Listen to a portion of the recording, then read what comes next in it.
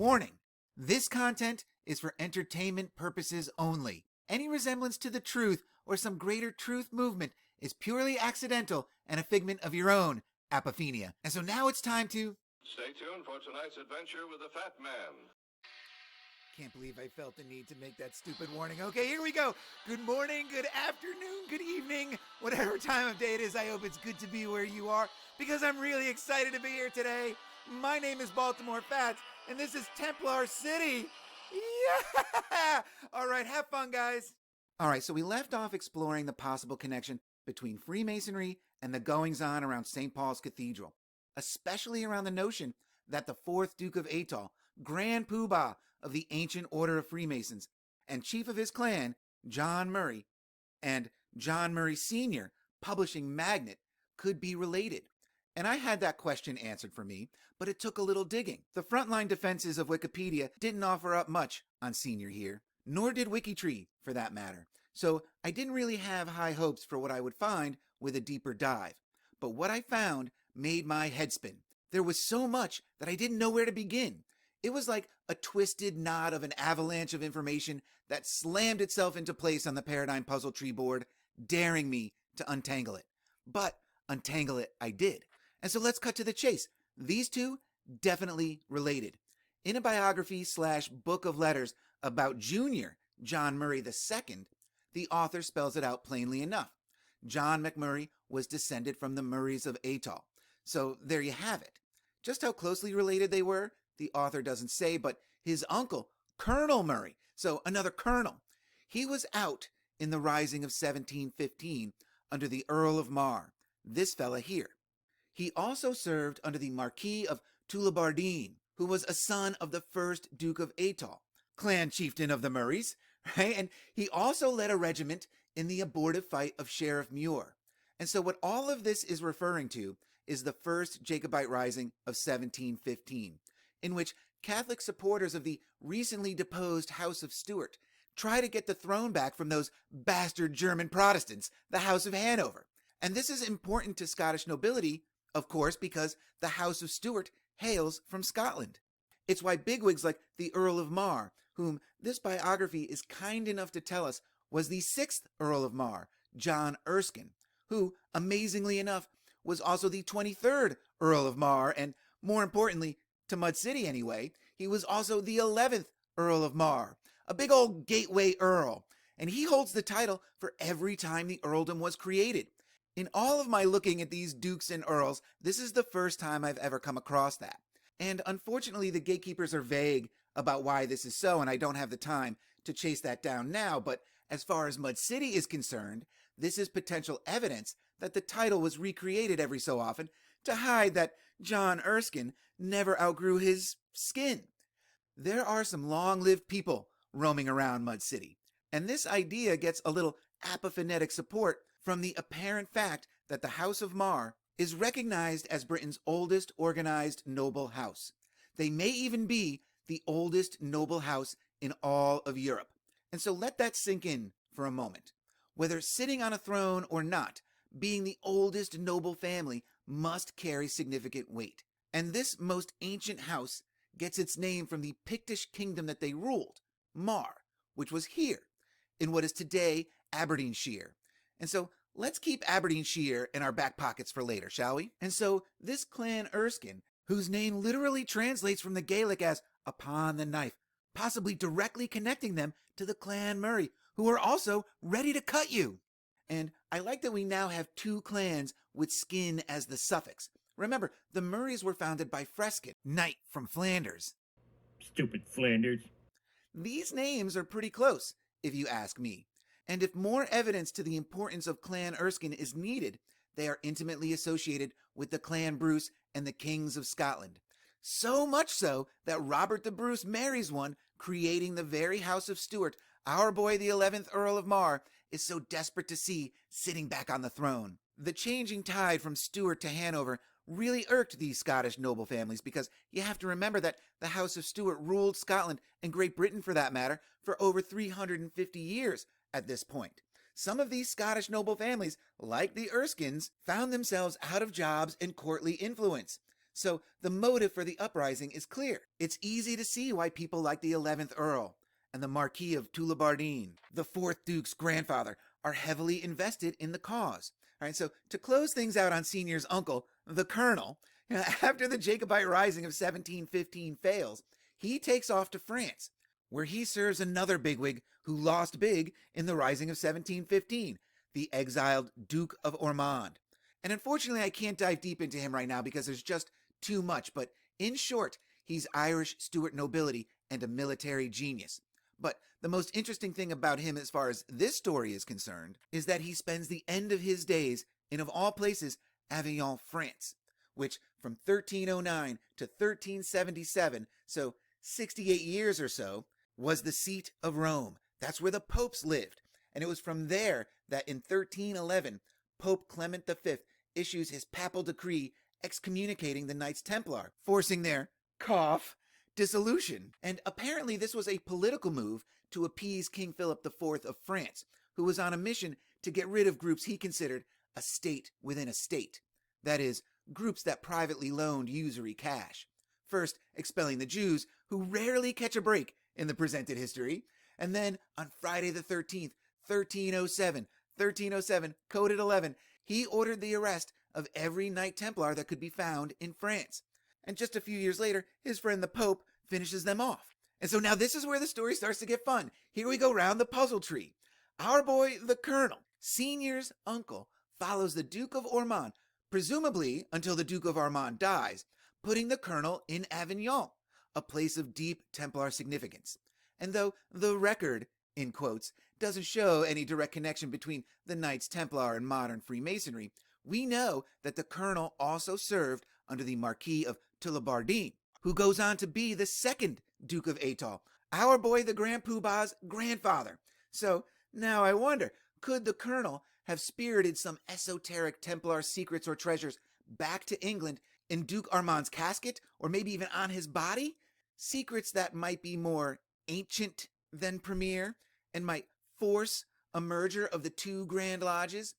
In this context, I think it would be more a usurpation than a merger, but, the players are all there. And not only are they all there, they can be connected here, through Senior and his uncle, the Colonel, John Murray, who goes on to found a publishing dynasty that will help alter society's perception of what culture is or should be, that will help mold and shape the thoughts and opinions of a general public that has no idea they're being guided. And it's all in the name of expanding the empire, right? And we're not done here. I want to bring it back to the Templars and the Masons. Now, I don't know what you make of them, but to Mud City, they're merely part of the show. If we're living in a program simulated reality, which is a part of the Mud City paradigm, then they're simply part of the code, no more benign or malignant than a tree. They're there to be noticed, but their presence in mainstream entertainments makes them hard to miss. And that's the rub. They are ubiquitous to both the fake history truth movement and popular culture. And so I have to wonder, how does that work? Where does the truth of them start and the entertainment value of them end? Or vice versa? And are they mutually exclusive? And do they have to be? I don't know, but it sure is fun to play around with.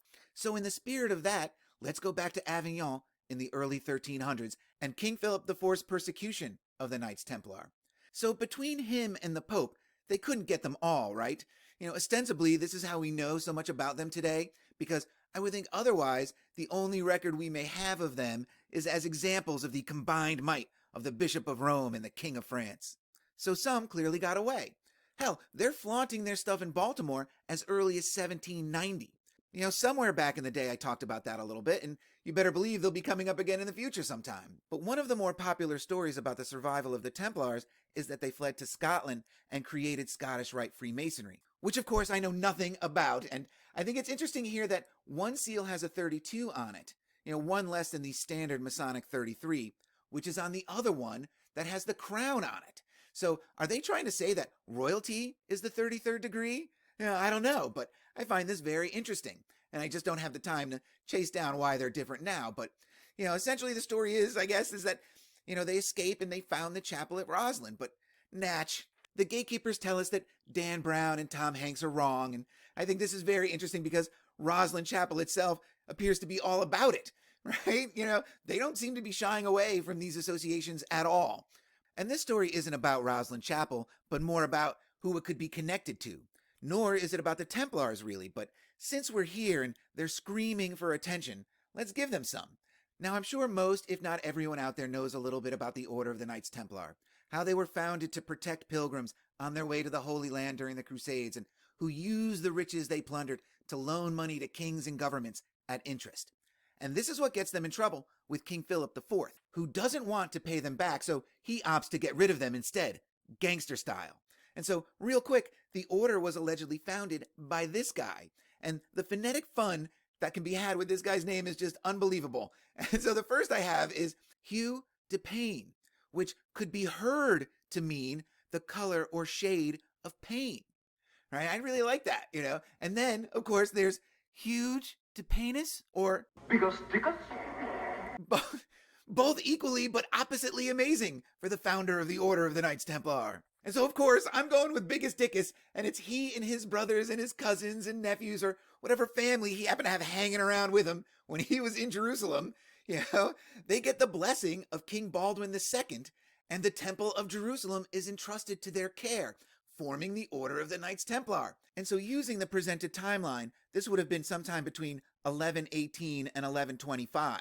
I would guess because Biggest Dickus allegedly ends up in King David I of Scotland's court in 1128, where he arranges for the order to have a seat in Baal Natrodic, which means Town of Warriors, and today is known as Temple Midlothian. And was there ever a more Tolkien-type name than Midlothian? And so this is what their temple looks like today. And so what the narrative is telling us is that there was a Templar presence in Scotland going back to the very beginning of the order. And then some 186 years later, there's a mention of them having considerable possessions in Nairn in 1296. And so this is some 11 years before King Philip starts his crusade. So that's kind of interesting. And the amazing thing about this is, not only did I stay in Nairn when I was in Scotland, Nairn, where I discovered that Scottish seagulls are pterodactyl-sized birds of prey. They are huge. Nairn is also, but the real reason is that Nairn is also in the ancient Scottish province of Moray, namesake for our boys, the Clan Murray. Are you kidding me? The province of Moray essentially given to the Knight Freskin of Flanders. Stupid Flanders. By the same King David who gives Biggest Dickus the land to build his Templar church on. The same Freskin who also holds land in West Lothian, which is, you guessed it, just to the west of Midlothian. And so what the narrative is telling us is that it's possible that Freskin, founder of the Murrays, knew Biggest Dickus, founder of the Order of the Knights Templar. Did he?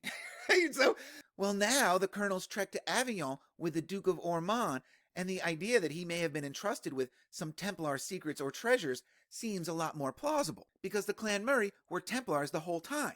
With those Freskin connections to Biggest Dickus, they just had to have been. Because why does it take 6 months for Ormond's body to go from Avignon to London? And if he was such a bad traitor, why is his body going back at all? And within 6 years of this, we have the brand spanking new Ancients Grand Lodge of England, which was led for almost half of its existence by the Grand Poobah, John Murray IV, Duke of Atoll, whose grandfather, the Marquis of Tullibardine, was brothers in battle with the Colonel, who may or may not have spent time in Avignon. And I think it's also interesting that he's Grand Poobah when the Knights Templar seem to be getting their start in Maryland. So all of this could be connected. And Roslin Chapel, it's in Midlothian too, presumably not all that far from Biggest Dickus's initial Templar temple. But Roslin here was allegedly founded by the Sinclair family, cocks of the block, right? And I talked briefly about them all the way back in Meat City. And so it always puzzle trees back to Baltimore, because let's not forget that the first mention we have of EAG's ancestor, the immortal David Poe, has him renting land from the Templars in Irvine, Scotland, where he and his co-conspirator, the masked prophet Alexander Payton, were stealing from the little green men of the Scottish marshes. EAG is always on the sideline saying, "Put me in, Fats, I'm ready to play." Right? So all of these ties between the Murrays and the Masons and the Knights Templar and the Scottish throne and what is happening here makes me wonder if perhaps the Murrays of the late 18th century may have just inserted themselves into the ancient historical narrative of the Templars and the Freemasons as they were creating it, because part of their job would have been mythologizing the Scottish Rite for their masters and for future generations.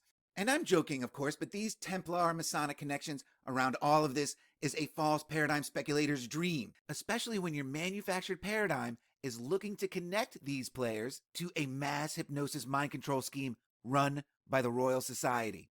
It's hard to get any better than this. And so now I think it's time to finally take a closer look at Senior. Because, as I said at the beginning of this episode, there's just not a whole lot on him out there. Yet he runs very deep. And so, Wiki tells us that he was born in Edinburgh in 1737, and that he served in the Royal Marines. Elsewhere we learn that his father, the Colonel's brother, whose name was Robert, he was the one that added Mac to the family name. Perhaps to mask any close familial ties to the Dukes of Atoll. I don't know, that's just a little bit of open speculation. Because as far as I can tell, Robert and the Colonel hail from parts unknown. But he settles in Edinburgh, becomes a lawyer, and also a writer to the signet. So essentially what that means is that the writers of the signets were the ones who wrote the physical documents that were to be sealed by the king. They were just middlemen. Here, write this up pretty so the king can put a stamp on it. Maybe not a powerful position, but a trusted one. And given the ties between the Duke of Atolls and the Scottish crown, it doesn't take a genius to think that he may have been deliberately placed there. We also learn about Senior's father that he has 3 daughters, Catherine, Robina, perhaps a callback to some Sherwood Forest action, I don't know. And then, of course, there's the shaky-handed Mary Ann, along with 2 boys, Andrew and our boy Senior. And amazingly enough, Andrew becomes a priest in Doofus, right? So I'm not the only one, right? So I don't know if you caught this in a slide earlier, but King David gave Freskin lands there too. So count the Murrays as a bunch of doofuses. And incredibly, the biography on Junior says that his father, Senior, was born in 1745, not 1737. Wiki has him born in 1737, and so does the Victorian Web. Hell, even the Scottish government lists him born in 1737. So who gets this wrong? The modern gatekeepers or Junior's 19th century biographer? I don't know, but it's inconsistencies like these in the narrative that drive me nuts. And so moving on, we learn this about his time in the Royal Marines, where he enlists or whatever at the age of 17, allegedly, because who really knows with his birth year wonkiness, but his time there, it was privileged.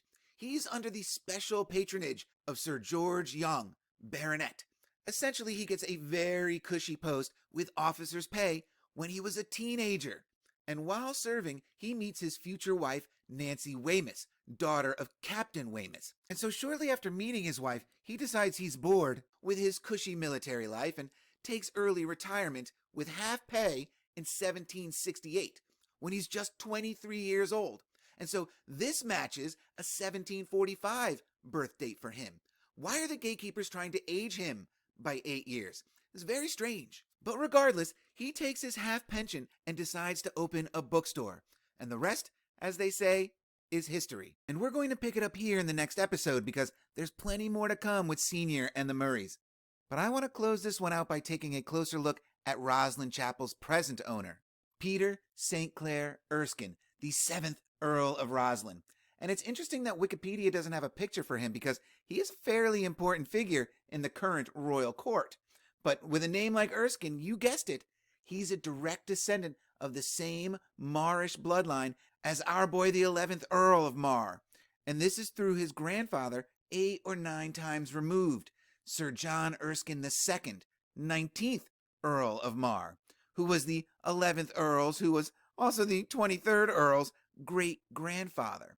And John II here, he was the son of a Murray. That's right, he was son of John Erskine, 18th Earl of Mar, and Annabel Murray of Tullibardine, daughter of William Murray of Tullibardine, directly connecting the Erskines and the Murrays, the two skins, by something sharper than a knife. And since these Murrays hail from Tullibardine, surely they're related to the Johns, right? Who style themselves the Marquis of Tullibardine while they're dukes in waiting, right? While they're waiting for their dukedom of Atoll. But I had to go back some 200 years before I found a John in the paternal family line. This family did not name their boys John. The first one I found goes all the way back to the early 1300s, and of course, he's a knight. And so depending on how off this date may be, he certainly could have been fighting alongside the mighty Bruce in the war for Scottish independence. Therefore, possibly knowing the Frasers and some of the other clans we talk about, which has my Mud City fat senses thinking that it's his bloodline that goes on to be the clan chieftains, the Dukes of Atoll. But Natch, his son John here, who is still rocking the old school spelling of Murray, this goes nowhere. And so there's no way to prove that, at least through Jeannie. But I think it's pretty fun and amazing that the present owner of Roslin Chapel is directly descended from all of this. And I also think it's amazing that I can now connect the two clans together as far back as John Erskine II, 19th Earl of Mar, which is something I wouldn't have done if I didn't look into Peter St. Clair Erskine, 7th Earl of Roslin. And so now to me it's no wonder Roslin promotes this stuff as heavily as they do. It must be a nice little ego boost for the family to have these connections. And so since we're here, let's take a closer look at Peter St. Clair Erskine, 7th Earl of Roslin. And he was born on March 31st, 1958, which you can call a 33 and a 6 out of, if you were so inclined. And he's also known as Peter Loughborough, another family title name, right? He's Baron Loughborough. And he's also a police officer. He was Metropolitan Police Commander. That sounds pretty important, right? And so there are two amazing things about his peerage that make my fat senses all tingly and happy. First are his numbers here. His peerage page number and his, I'm going with member number here with the letter M. His person page number is 5337, which when you add this together, it equals 18. And 18s, of course, are coded 3 6s. And this gets more interesting because for some reason his member number is 53361. The 61 looking like it's remaindered, like it's change, like it's $533.61. But of course, when you add 6 and 1, you get a 7. So it's essentially the same number, which again is an 18, which is again 3 6s. Right? So I can't help it if the 6s show themselves to me. But I thought this was very curious. Why this distinction? What does that mean? And the other thing about his peerage that I think is rather interesting is that he inherits both his titles on the same day. That day, November 22nd, a big old 33, and he becomes the 11th Baronet of Erskine. The 11th, a gateway baronet for the Erskines, maybe? And this title appears to have been created in 1666, another 666. So we got 2 7s, an 11, 33s, and a 666 all on the same page. How's that for some coding for you? You know, I'm not the one putting these numbers in front of me, but they make sense given this context. And so I think that's a lot of fun. You know, I like to have fun with some of these basic numbers. And Petey here, he was no ordinary police officer. Oh no, he was the Queen's favorite copper who formed a special bond with the monarch. Very special, because here he is, and look at that glow. They had a special bond indeed. He loved his queen. And this top role in the court of Chucky III? Well, in February of last year, he became Lord Stewart, or essentially personal assistant to the king, in a ceremony in which King Charles gave him the white wand. I bet he did. And so seeing how close an Erskine is to the crown today, and how close they were to the crown back then, it's just another example of how true power stays in place. Make what you will of this information, but here I'm using it to build my paradigm, because here in Mud City, it's all about having fun with that type of information. Fun like this senior-sized cherry I'm about to drop on the top of this one. It's amazing and has to do with his father-in-law. In one of his letters to Senior, Captain Weymouth writes, "If you ever come to where I am, you will almost see the devil upon 2 sticks." You see, he was badly crippled by gout and chalkstones, and he writes that his middle finger is so badly mangled that chalkstones fall from it, and that he intends to save them and send them to Maryland, where the article is a scarce commodity. And I read that and I was like, wait a minute, what? First, what the hell are chalkstones, and how are they a commodity? And why is it in demand in Maryland in the mid-1700s? And so today, this chalky gout is called tophacesis, or tophus, and it occurs when there's too much uric acid in the blood, and it crystallizes around joints, forming nodules which are often visible beneath the skin. And so what Captain Waymessy here is saying is that his gout is so bad that these nodules have burst from his skin and he can harvest the crystals and send them to Maryland where they are apparently desperately needed, which is just crazy.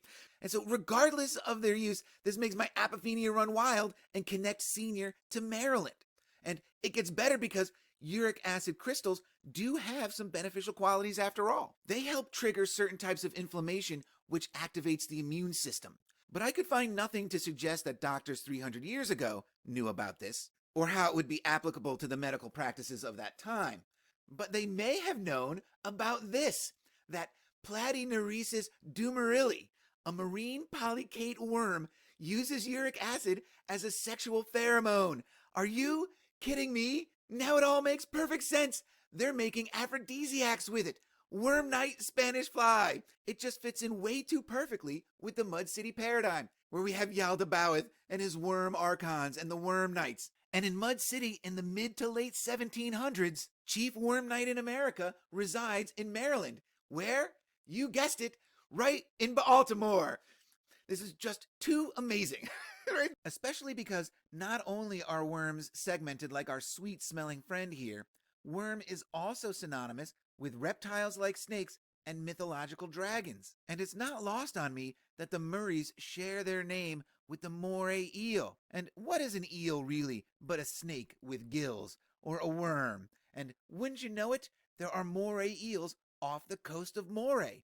Because of course there are. And with so many ancient myths out there about fish gods who come out onto land, there sure do seem to be a lot of eels swimming around Enki here. And with tophus, chalkstones, having the medicinal properties it does, it makes all of this that much more interesting. Who knows, maybe the Murrays wrote it this way to keep the scent off of them and the fact that the origin of the Worm Knights is right there in Moray. And it's them that needs the Spanish fly.